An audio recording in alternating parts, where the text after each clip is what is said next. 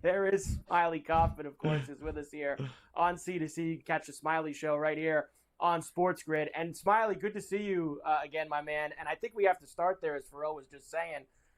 You did a great job out there. I want you to tell me which day was the worst. Let's be fair. I thought Sunday clearly was the nicest day out of the four. Was it Friday or was it Saturday where you were standing out there and you're just like, man, I can't wait to get in the clubhouse? Which day was it, Friday or Saturday? Listen, everybody knows they're hardcore golfers at their country clubs, and the guys that'll be out there in the 40 degrees and playing in the rain. I'm telling you, even those guys wouldn't have wanted to play on Saturday. That's how bad Saturday really was. For me being out there, it was raining start to finish. It was blowing. Gosh, it got on the back nine, probably blowing a really stiff, consistent 20 miles an hour, which is just insane. How with the temperature and the rain, visibility was low, and it was cold on top of that. So Saturday, 1,000%. Those leaders like Shane Lowry starting the day with a 3 or 4 shot lead, I think it was. It was just really difficult to make pars. It was like 6 par 5s, it felt like, on the backside. And that had to probably make it even more fun for you, because I believe on Saturday, the worst day is when you had Rose and Horschel that you were following around. So to be with two grizzled veterans of the PGA Tour and of golf and of major championships and playing all these, and watching them play in those conditions, Horschel throwing the hat backwards on a couple of those holes, like that, I thought that you did have the fun. Listen, everybody was having a tough time out there, but the interesting and fun group to follow on Saturday was Rose and Horschel.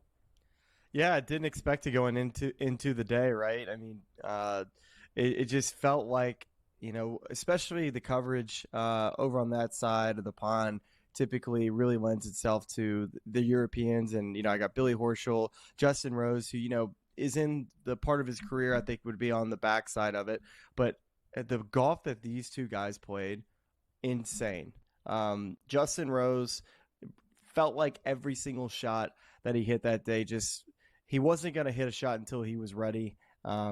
It just showed the commitment, the dedication, and just how meticulous he was in his process to make sure he wasn't pulling the trigger until he was ready. And Billy Horschel, just, my goodness, it was so fun to watch a guy like Billy who, he has not had the major career that I wish he wished he probably did have. Really, I don't think any top 10s heading into the Open Championship where he ended up finishing in the top 3. So a huge week for Billy. I think it proved a lot to himself that he's, capable to win a major championship, even at this part of his career. We're talking with Smylie Kaufman. Of course, you can catch the Smylie Show right here on SportsGrid a couple times a week. Great stuff as always. Smylie, the beginning of this year, everybody talked about Xander Schauffele, and is he finally going to win a major? Is he finally going to win big ones? Is he going to do that? He not only wins one, Smylie, but now having 2 in the same year, some rarefied names that he is with in that club of 2 majors in the same year. Your thoughts on Xander's performance this past weekend at Royal Troon? It's what really good players do, the elite players, which is having the ability on a week in which the weather was the story. Thursday, Friday, the wind blowing like crazy. He was in, I would say, the draw that was not the easier of the draws. But still, he was able to hang around, and he knows exactly what a good score was that day.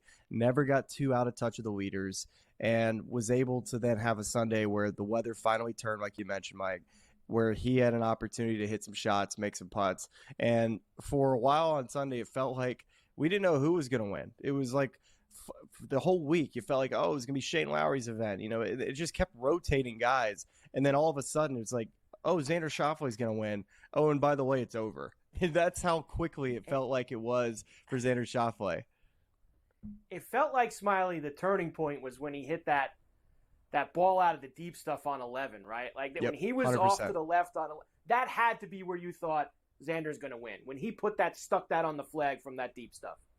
Yep, 100%. That's a great call, because 11th hole was the story of the week all even going into it, we knew exactly what that 11th hole was going to be, and then we had the perfect weather for it for viewers and for commentators, not necessarily for players, because it was wreaking havoc all week, and he was able to pull a wedge from 173, stick it, make birdie, then goes on to win. But to answer your original question about Xander in 2 majors, he's in rarefied air. I mean, he's a player that we've been waiting for the breakout. And, we always seem to say, and whether it's golf or other sports, that they just need to win one and then the floodgates will open.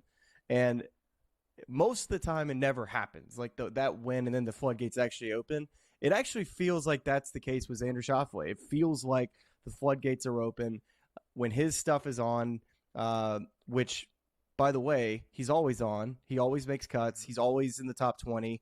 So for a player that knows how to hang around and be inside the top 10, it's scary now that now he knows how to win. So he's getting better and better each year. His speed is up. His ability to be pretty much elite across the board is, you could put against anybody. I'm taking Xander Schauffele over everybody, even Scotty Scheffler, because Xander's a much, much better putter, I feel like, than Scotty, or at least a more consistent one. And I think that's going to be the talk now, right, Smylie, as we get towards the end of the year. Now, we still have a couple, 10 flag events to go here. We got the gold medal next week in France. We have the FedEx Cup Championship when we get through the playoffs. But 2 majors for Xander, 6 wins and a major for Scotty, including a bunch of big elevated events. Your player of the year right now. Who is it?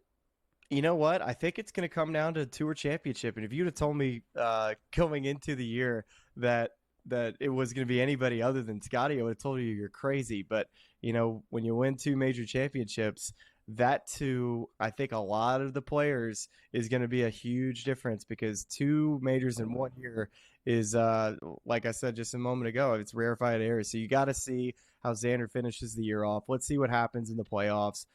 Who of the 2 maybe wins a gold medal? But if Xander wins a gold medal or Scotty wins one, I think that could maybe change the conversation a bit.